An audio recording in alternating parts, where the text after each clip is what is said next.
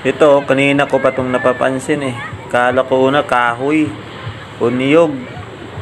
Pero gumagalaw. Tao pala. Oh, di ko alam kung nalulunod ba to kasi napakalayo niya. Oh. Tingnan nyo yan. Inaangat niya yung kamay niya. Oh, tapos wala naman ako nakikitang kasama. Oh, at saka may grupo din dito sa kabila na naliligo. Wala namang pakialam.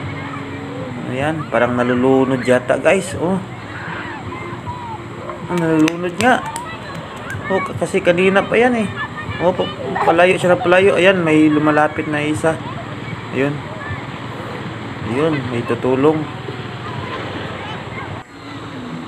Yun oh. Ayan, bilisan mo. Kanina pa yan, pagod na yan oh. Ayan guys. Ay, salamat, may tumulong. Tao nga talaga, hindi kahoy. Oh, ayan. Buti na lang. Oh, bakit lumagpas? Puta, na-scam tayo. Joke lang pala.